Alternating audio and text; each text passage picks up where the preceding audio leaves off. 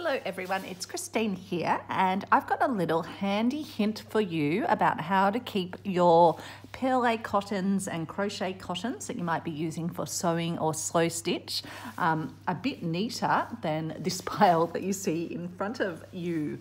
So I recently got some vintage crochet and perle cottons, and they actually came with these little plastic wraps around them.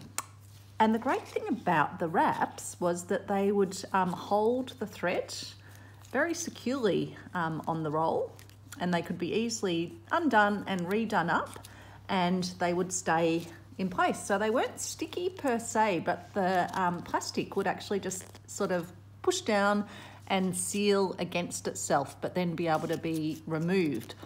So it was a relatively thin plastic, thicker than like a Glad wrap, for example, or a cling wrap.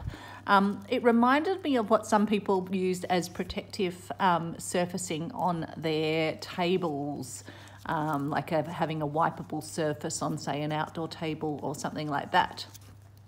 So I'm not sure if that's what these were created from, or if it was a specially designed product. But it got me thinking and having a look around my home to see if I could come up with something else that I'd be able to repurpose for this use. And what I came across was this cover that was originally for an outdoor sort of plant seedling growing tray, but I no longer needed it for that purpose. And so I put it to use to see if it would actually serve the same purpose. And I'll cut some off now to give you a demonstration. So I hope you're having a great day, and hopefully this is an idea that will help you keep your crochet and other threads in check. So I'm just starting by just wrapping it and making sure it's finishing wrapped around here. And then I'm going to just wrap my plastic around. And so this one's a bit thinner than the other one, but it definitely has that same function of being able to just sort of push down against itself and stay stuck in place, but yet be very easy just to unpeel and then stick back down again. So fully reusable, doesn't crease up. And I guess the test to look for if you are sort of investigating whether you've got something around your house that you could repurpose is you want it to sort of have a little bit of just a slight tackiness when you push it. And even if you go like this, you want to be able to see that it's sort of sticking against itself. So I like to do them about this sort of length.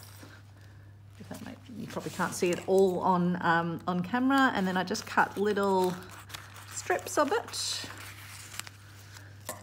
Could do it more precisely, and you can even use it. This is a punch needle thread, and it's as simple as, and you could even do a lesser length if you only had a small amount. I just find if you get a bit of a wrap around, it just helps it to stay adhered. And so the great thing is then you're not dealing with all these loose ends. It's all going to hold very securely in place. I'll show you on a few more.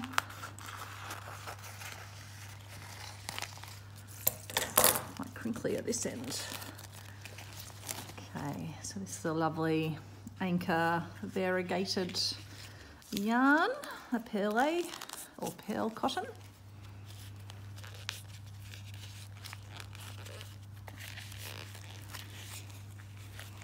And when I got those other rolls, the vintage ones, I thought, oh, are they still all sort of packaged up? But I think it was just someone's handy little solution to keep their rolls nicely contained. Let's line this one up.